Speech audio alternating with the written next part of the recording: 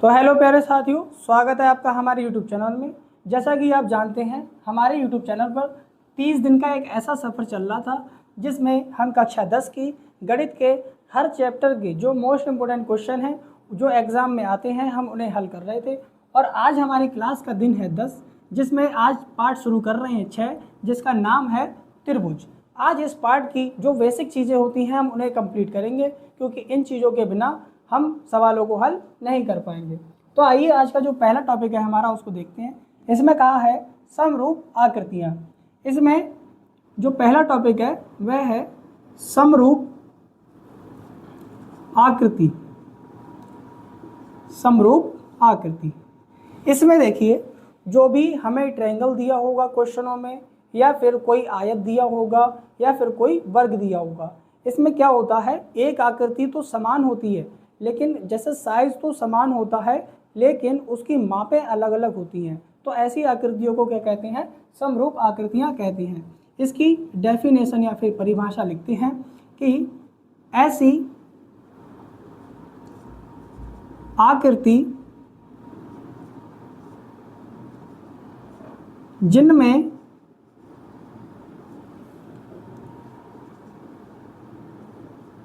आकार समान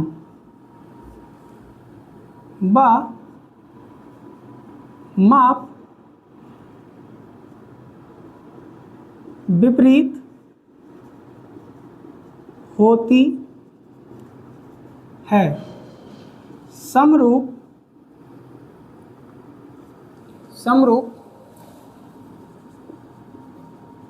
आकृतियाँ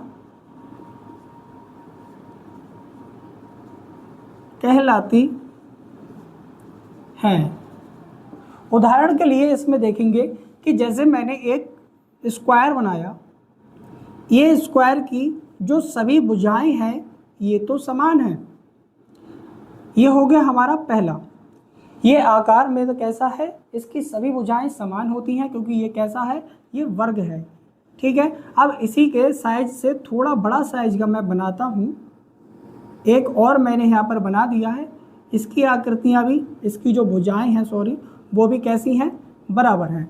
अब इसमें हमने एक चीज़ देखी कि है तो ये स्क्वायर, यहाँ भी स्क्वायर है और यहाँ भी स्क्वायर है, लेकिन एक छोटा है और एक बड़ा है। यानी कि कह सकते हैं कि इनका जो आकार है वो तो समान दिख रहा है, कि शेप है वो तो समान है, लेकिन इनकी जो मापें हैं यानी भुजाओं की माप है, इसकी कुछ और होगी, इसकी कुछ और होगी। तो ऐसी आकृतियों को कहते हैं समरूप आकृतियाँ। हमारा अगला टॉपिक है जिसका नाम है समरूप त्रिभुज।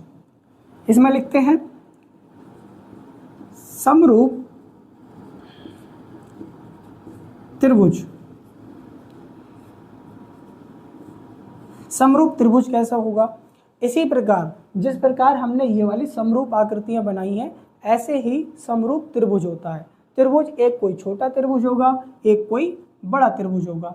जैसे कि मैं यहाँ पर बना देता हूँ, एक त्रिभुज मैंने ये बनाया और एक त्रिभुज मैंने यहाँ पर ये बनाया।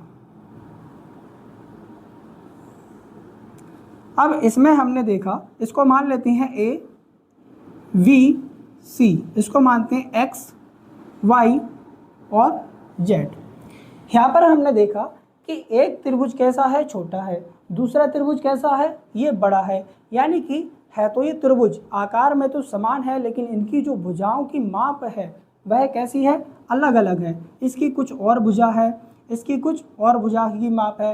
यहाँ पे मान लो 3 है, यहाँ पे इसकी 4 है। इस तरह से इनकी भुजाओं की माप अलग अलग होगी। तो ये कैसे त्रिभुज कहलाएंगे, ये कहलाएंगे समरूप त्रिभुज। अब इन त्रिभुजों में 3 कंडीशन होती हैं।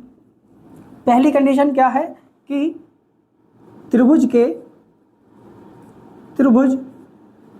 की भुजाओं का अनुपात समान होगा। पहली कंडीशन होगी क्या कि जो भुजाएं हैं उनका अनुपात कैसा होगा, समान होगा।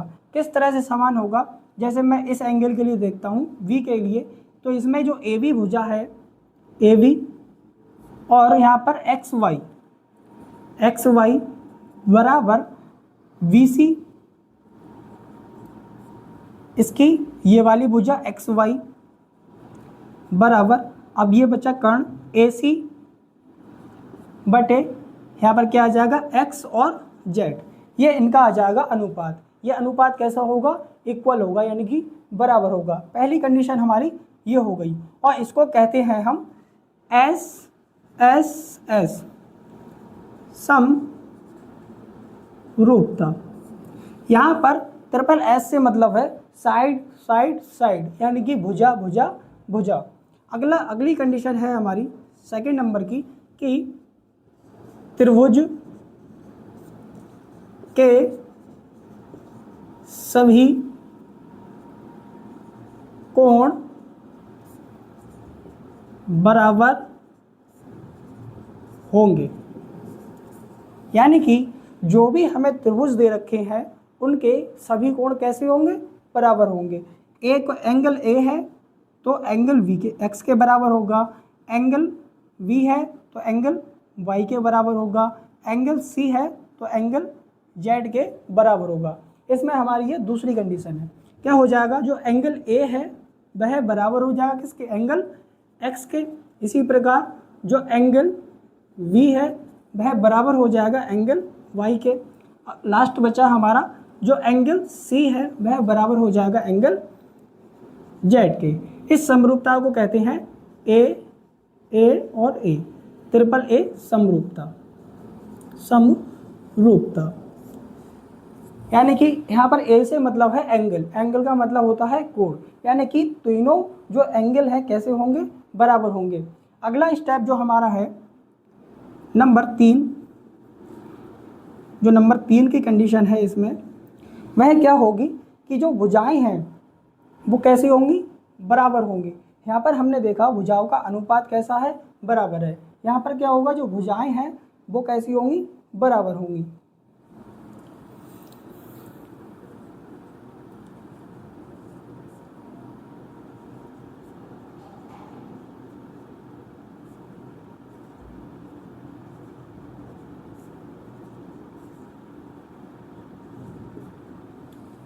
सभी नहीं,